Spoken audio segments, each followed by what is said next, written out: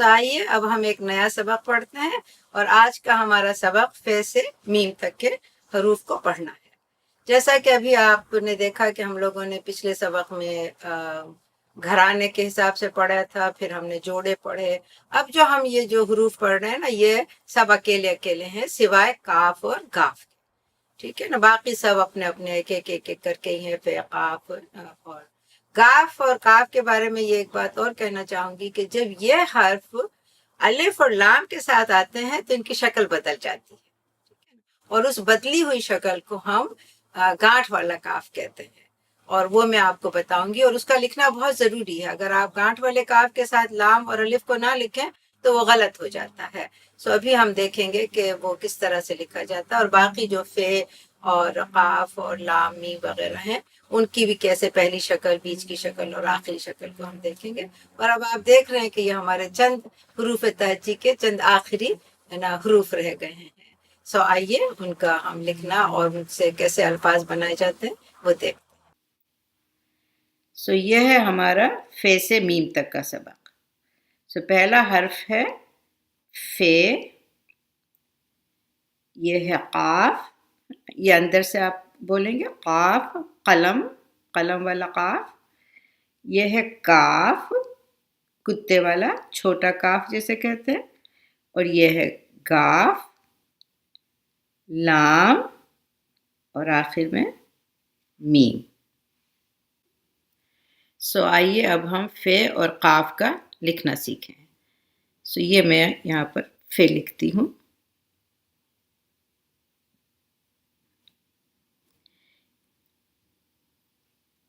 تو اس کو بھی انہوں نے کیا کیا ہے کہ جس طرح سے دوسرے حرف کے لیے کیا، آپ کو فے یہاں سے کٹ جاتا ہے، ٹھیک ہے نا؟ تو جب آپ کسی بھی لفظ کے شروع میں فے لکھیں گے تو صرف یہ جو اوپر کا حصہ ہے نا وہی لکھا جائے گا۔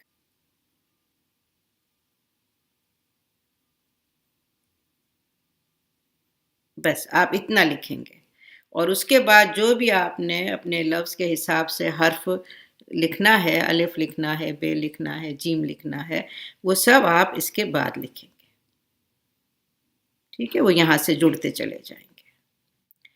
اور جب فے کسی حرف کے بیچ میں آتا ہے تب آپ اس کو اس طرح سے لکھیں گے کہ مان لیجئے کوئی اور حرف ہے، ٹھیک ہے نا؟ اب آپ نے اس کو فے کو آپ نے اس کے ساتھ جوڑنا ہے۔ تو روایت کے حساب سے عام طور سے کیا ہوتا ہے کہ فے جب شروع میں آتا ہے تب اس کا منہ بند ہوتا ہے، اور جب وہ بیچ میں آتا ہے تب اس کا جو یہ منہ ہے یہ تھوڑا، دیکھیے قلم ہمارا ساتھ نہیں دے رہا ہے، یہ کھلا ہوتا ہے، ٹھیک ہے نا؟ اور اس کے بعد جو بھی آپ کو حرف جوڑنا ہوگا وہ آپ اس کے ساتھ جوڑتے چلے جائیے گا۔ تو بیچ میں شکل اس کی ویسی ہی رہتی ہے تقریباً، صرف یہ ہے، اور یہ ضروری نہیں ہے کہ آپ کھلا رکھیں، لیکن روایت کے حساب سے اسی طرح سے ہوتا ہے۔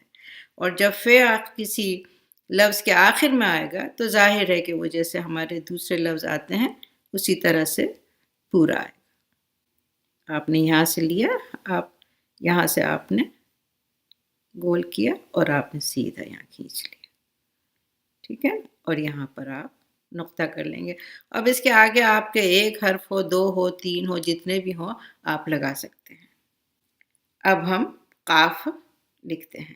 قاف اور فے تقریباً ویسے ہی لکھے جاتے ہیں، تو میں یہاں پر آپ کو قاف کا بتا دیتی ہوں۔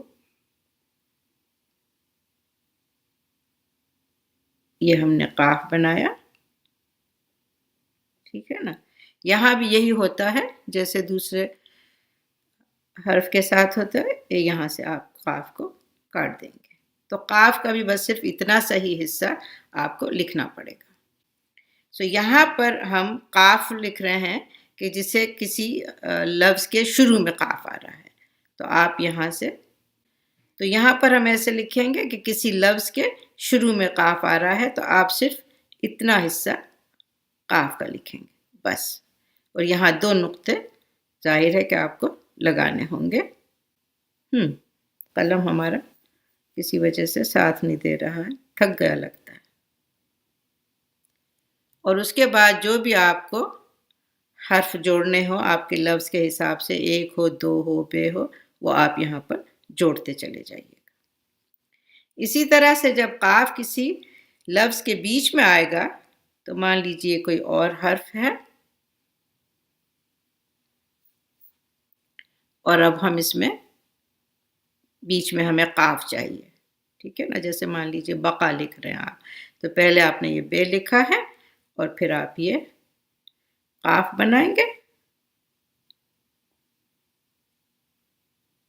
और उसके बाद जो भी आपको हर्फ है, जैसे हमने बका कहा तो उसके लिए आपको अलिफ लगाना होगा, तो आप अलिफ लगाएं, बे लगाएं, सीन लगाएं, जो भी आपको हर्फ लगाना है वो इसके आगे आगे लगाते चले जाइएगा।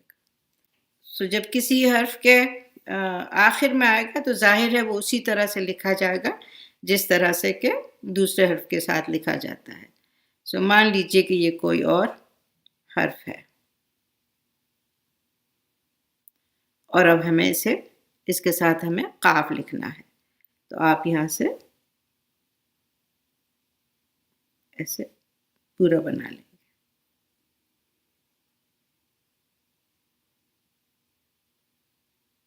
जाहिर है 2 नुक्ते, और ये आपका आखिर में जब भी आएगा तो इस तरह से काफ आएगा। सो अब हम काफ और गाफ का लिखना देखते हैं। जैसा कि आप देख रहे हैं ये एक जोड़ा है, सो जाहिर है कि ये दोनों तकरीबन एक जैसे ही लिखे जाएंगे। सो ये मैंने काफ बनाया। अब इसका भी वही हश्र होता है जैसे दूसरे हर्फ का होता है, हम उसको यहाँ से काट देते हैं।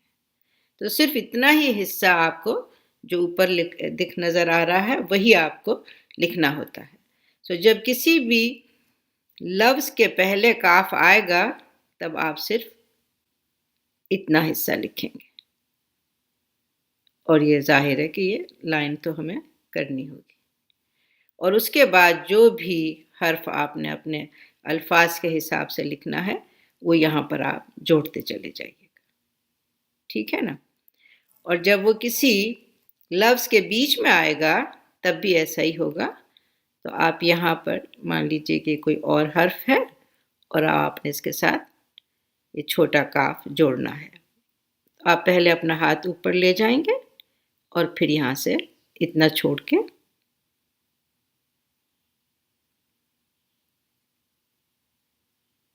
ये इसकी लाइन कर दिया आपने, और उसके बाद जो भी हर्फ आपको इसके साथ जोड़ना होगा आप आगे जोड़ते चले जाइएगा।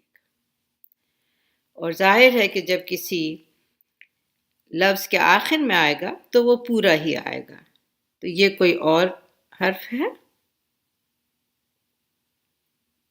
और अब हमें काफ से वो लफ्ज़ हमारा जो भी है वो काफ से ख़त्म होता है, तो हम यहाँ पर पूरा काफ लिखेंगे। सो आइए अब हम गाफ लिखते हैं।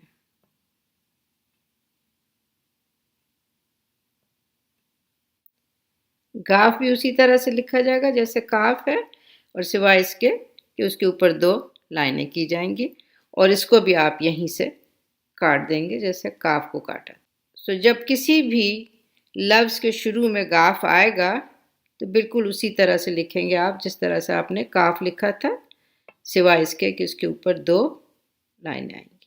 इसके बाद आपको जो भी लफ्ज़ अपने जो भी हर्फ अपने लफ्ज़ के हिसाब से जोड़ना है आप इसके आगे आगे जोड़ते चले जाइएगा। और जब किसी भी लफ्ज़ के बीच में आएगा तब भी ऐसा ही होगा।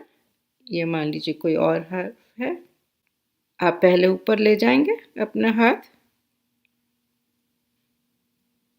यहाँ लाके छोड़ दीजिए, और उसके बाद आप अपनी ये 2 लाइनें करके और जो भी आपके लफ्ज़ के हिसाब से हर्फ आता है आइंदा आगे का वो आप इसके साथ जोड़ दीजिए। आखिर में जब आएगा तब भी वैसा ही होगा जैसा कि काफ के साथ हुआ। پہلے آپ اوپر جائیں گے، یہاں پر چونکہ آخر میں ہے اس لیے ہم پورا گاف لکھیں گے.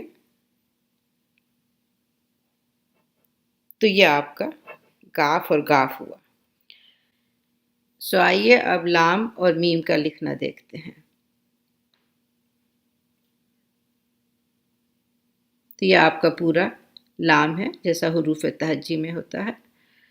اب اس کو جب بھی آپ کسی لفظ کے ساتھ لکھیں گے تو وہ یہاں سے کٹ جائے گا. تو یہ گولے کا تھوڑا سا حصہ باقی رہے گا، باقی یہ گول حصہ کٹ جائے گا. تو جب لام کسی بھی لفظ کے شروع میں آئے گا تب آپ صرف اتنا ہی لکھیں گے، بس. اور اس کے آگے آپ نے جو بھی آپ کا حرف ہے آپ کے لفظ کے حساب سے آپ اس کو جوڑ دیجیے گا. بے جوڑنا ہے، میم جوڑنا ہے، جو بھی ہے. اور جب وہ کسی لفظ کے بیچ میں آئے گا تو عام طور سے وہ لفظ آپ یہاں پر، وہ حرف جو ہے وہ یہاں پر ہوگا اور اس کے بعد آپ اپنا یہ لام جوڑیں گے. تو یہاں سے یہاں آپ اوپر ہاتھ لے جائیے گا، یہاں لا کے اور بس آپ ختم کیجیے گا. اور اس کے بعد جو بھی حرف آپ کو اس کے ساتھ جوڑنا ہے آپ آگے آگے جوڑتے چلے جائیے گا. تو بس اتنا سا حصہ لام کا بیچ میں رہے گا، اور جب آخر میں آئے گا تو ظاہر ہے وہ تو پورا ہی آئے گا.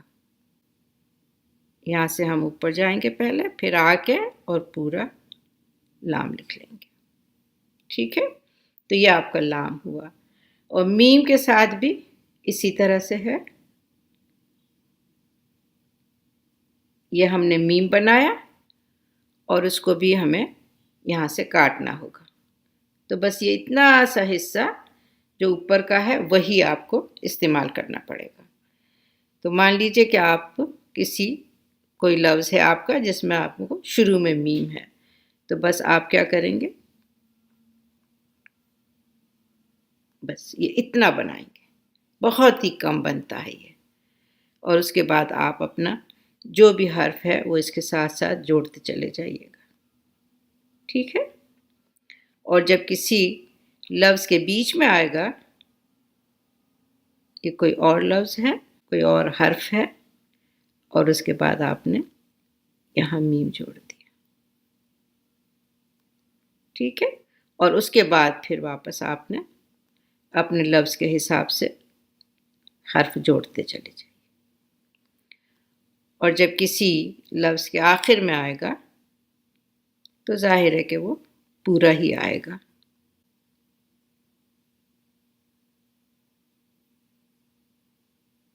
ٹھیک ہے؟ تو یہ لام اور میم کا سبق ہوا، لکھنا ہوا. آئیے اب کچھ الفاظ پڑھتے ہیں. پہلا ہے فنا. فنا ہونا، برباد ہونا، ختم ہونا نا، اسی سے لفظ بنا ہے. فانی، جسے ہم کہتے ہیں کہ دنیا فانی ہے، ختم ہو جانے والی ہے. دوسرا لفظ ہے قدر، یہ بڑے قاف سے قدر کرنا، کسی کی عزت کرنا. کتاب، گم، کسی چیز کا کھو جانا، گم ہو جانا. یہ ہے لب. لب یعنی ہونٹ. علامہ اقبال کی ایک بہت ہی مشہور نظم ہے بچے کی دعا، ہے نا، اور وہ اس لفظ سے شروع ہوتی ہے کہ لب پہ آتی ہے دعا بن کے تمنا میری، زندگی شمع کی صورت ہو خدایا میری. دور دنیا کا میرے دم سے اندھیرا ہو جائے اور ہر جگہ میرے چمکنے سے اجالا ہو جائے. اور ہو میرے دم سے یوں ہی میرے وطن کی زینت، جس طرح پھول سے ہوتی ہے چمن کی زینت. ہے نا اچھا؟ ہو میرے دم سے یوں ہی میرے وطن کی زینت، جس طرح پھول سے ہوتی ہے چمن کی زینت. اور زندگی ہو میری پروانے کی صورت یا رب، علم کی شمع سے ہو مجھ کو محبت یا رب. ہو میرا کام غریبوں کی حمایت کرنا، درد مندوں سے ضعیفوں سے محبت کرنا. اور آخری شعر ہے کہ میرے اللہ برائی سے بچانا مجھ کو، میرے اللہ برائی سے بچانا مجھ کو، نیک جو راہ ہو اس راہ پہ چلانا مجھ کو. سو یہ بہت ہی مشہور اور معروف پر لوگوں نے پڑھی ہے، اور ہمارے زمانے میں تو ابھی بھی ہوتا ہے بہت اسکولوں میں. یہ ہم صبح جب دعا کا وقت ہوتا تھا تب یہ نظم پڑھی جاتی تھی. آئیے اب اگلا لفظ دیکھتے ہیں، مسافر. ٹھیک ہے، اس پہ بھی ایک بہت ہی اچھی نظم اس کی ہے جاں نثار اختر کی، پھر کسی وقت انشاءاللہ سنائیں گے. یہ ہے نفرت، مقام ہے نا کوئی جگہ، حکم یہ بڑا ہے حکم، نگر، طلب ہے نا کسی چیز کی خواہش ہونا، کسی چیز کی طلب ہونا ہے نا. اسی سے لفظ ہم کہتے ہیں نا طالب علم، کہ اس کو وہ انسان جس کو علم کی طلب ہے. بہتوں کو سگریٹ کی طلب ہوتی ہے، بہتوں کو چائے کی طلب ہوتی ہے. یہ ہے شمع. آئیے کچھ اور الفاظ پڑھیں. پہلا ہے صف، اور آپ دیکھ رہے ہیں کہ سواد سے شروع ہوا ہے، صف ہے نا. صف کہتے ہیں لائن میں، ایک لائن میں جب کھڑے تو خاص طور سے جیسے سپاہی ہوتے ہیں نا کہ ایک ہی صف میں کھڑے ہوتے ہیں. اور اس پہ بھی علامہ اقبال کا بہت ہی مشہور اور معروف شعر ہے، ایک ہی صف میں کھڑے ہو گئے محمود و ایاز ہے نا. محمود بادشاہ تھا اور ایاز اس کا غلام تھا. تو جب آپ نماز کے لیے جا رہے ہیں تو وہاں پر اللہ کے سامنے کوئی بھی چھوٹا بڑا نہیں ہے. تو اس لیے کہتے ہیں علامہ اقبال کہ ایک ہی صف میں کھڑے ہو گئے محمود و ایاز، نہ کوئی بندہ رہا نہ کوئی بندہ نواز. آئیے دوسرا لفظ ہے حق. حق یعنی ہمارے حق، ہمارے ادھیکار.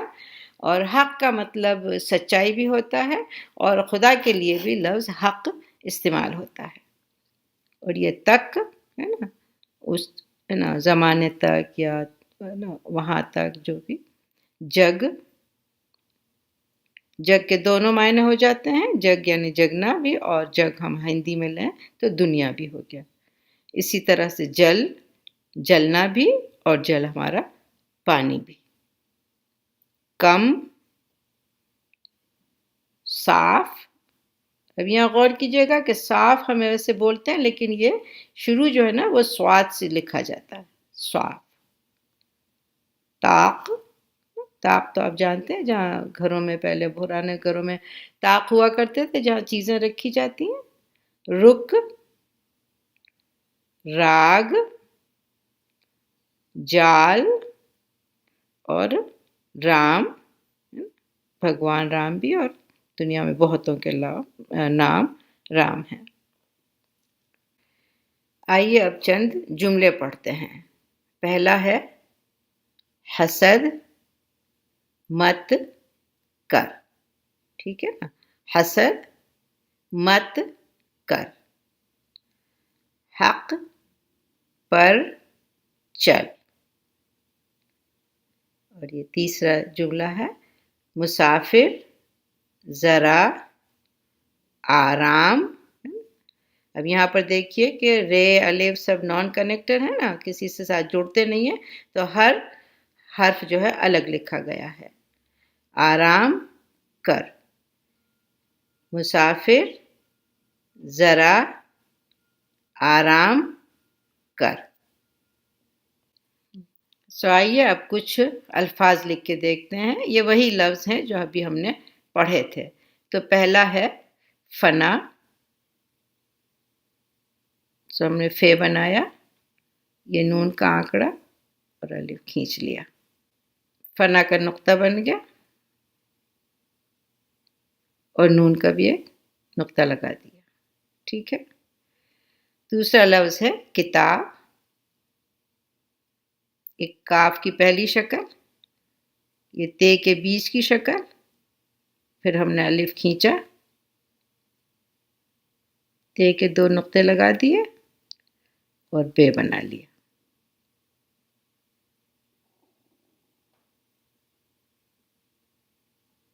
ٹھیک ہے. تیسرا لفظ ہے لب. تو لام کی پہلی شکل بالکل ذرا سی بس اتنی بنے گی، اور اس کے بعد ہم نے بے بنایا. نگر. سو آپ نون تھوڑا یہاں سے شروع کریں گے.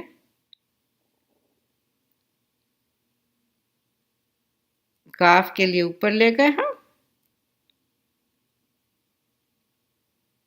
اور پھر رے جوڑ دیا. سو آئیے کچھ اور لفظ بناتے ہیں. سو پہلا ہے حق، نا، بڑا ہے اور بڑا قاف.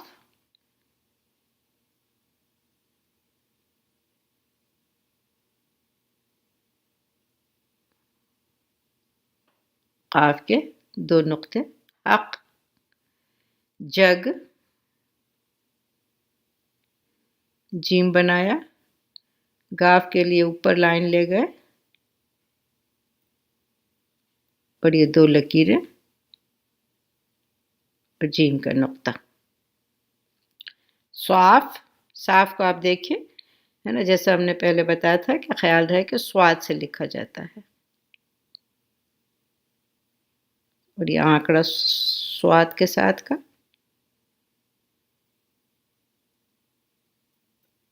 اور فے. صاف. اور یہ ہے طلب. تو ان کا آنکڑا بنا کے یہاں سے لائن لائے. لام اور پہ. طلب. سو اب یہ 2 جملے لکھ رہے ہیں. سو پہلا جملہ ہے حسد مت کر. تو ہے بنایا. سین کے 3 آنکڑے اور پھر دال. حسد.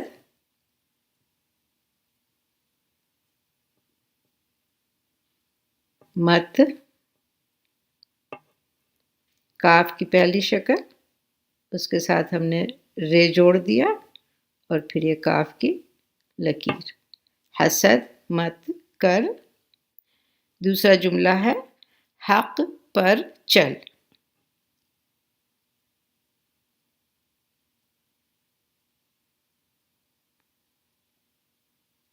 حق. پہ اور اس کے ساتھ رے.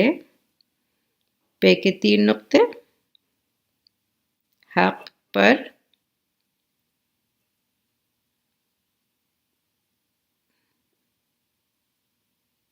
لام پورا بنے گا اور چے کے 3 نقطے لگ جائیں گے.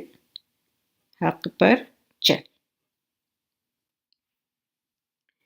یہاں ہم آپ کو یہ بتانا چاہتے ہیں کہ کاف اور گاف جب الف اور لام کے ساتھ لکھے جاتے ہیں تو ان کی شکل بدل جاتی ہے. تو آپ ایسے لکھیں گے کہ کاف کے لیے آپ پہلے ایک یہ ایسے گھرا سی بنائیں گے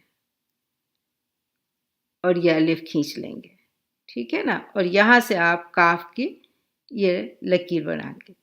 تو یہ کاف اور الف اس طرح سے لکھا جائے گا. تو اسے کہتے ہیں ہم گانٹھ والا کاف.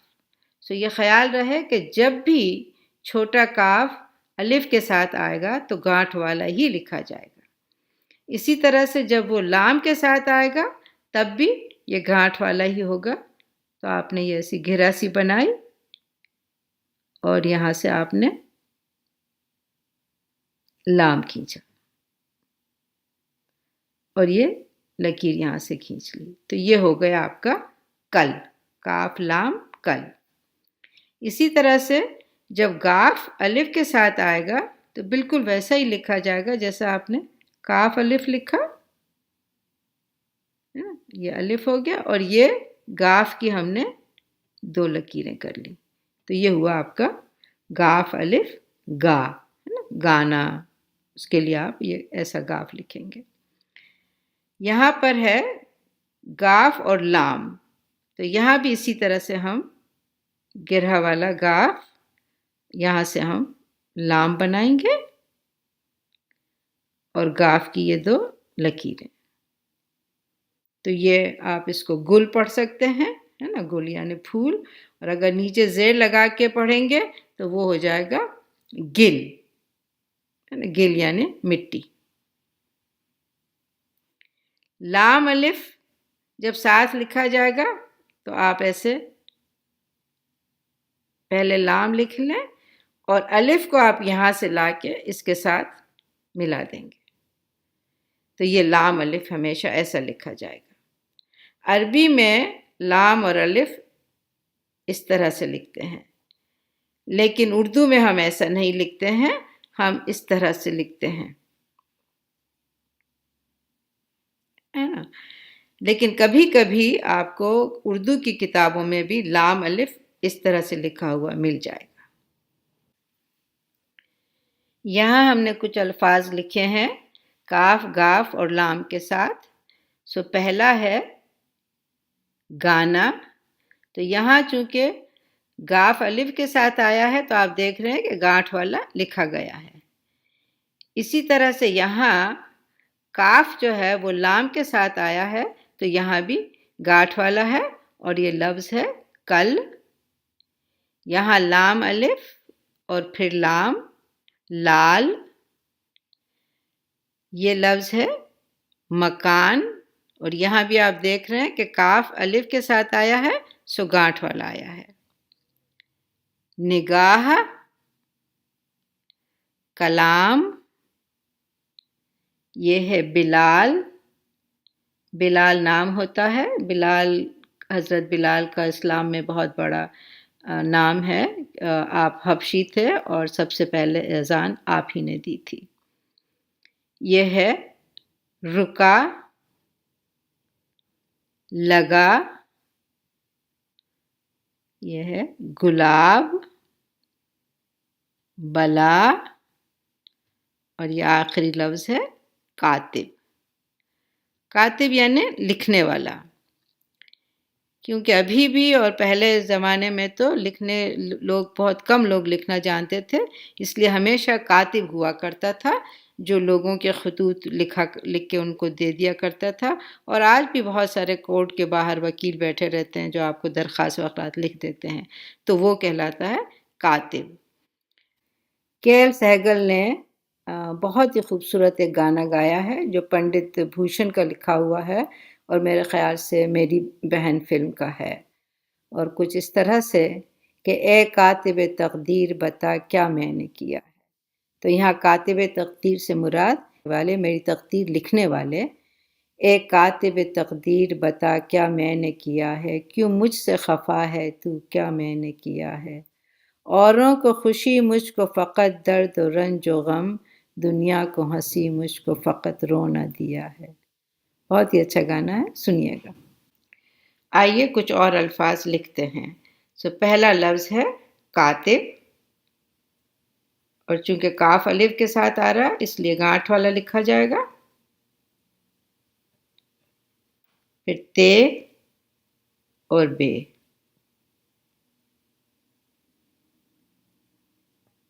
کاتب۔ کل یہاں بھی لام کے ساتھ ہے اس لیے گانٹھ والا لکھیں گے۔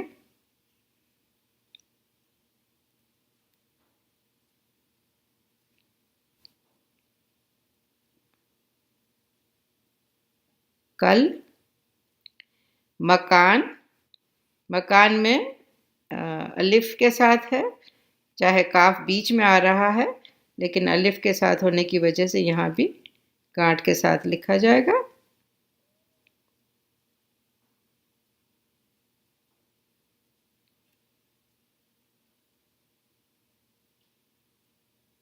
مکان۔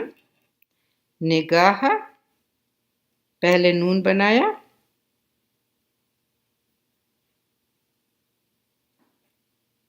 پھر یہ گاف کے لیے آنکڑا کیا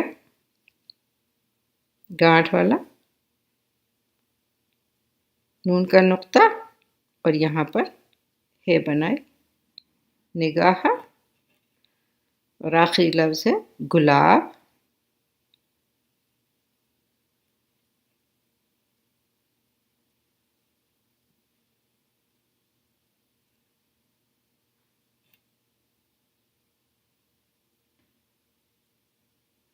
لام کے ساتھ الف جوڑیں گے نا تو یہاں سے لا کے یہاں رکھ دیا اور یہ بے بنا لیا۔ गुलाब। तो हुआ कातिब, कल, मकान, निगाह और गुलाब। सो ये हमने पढ़े हरूफ फे से लेके और मीम तक के। इसमें कोई खास बात नहीं है, सिर्फ आपको दो तीन चीजों का ख्याल रखना।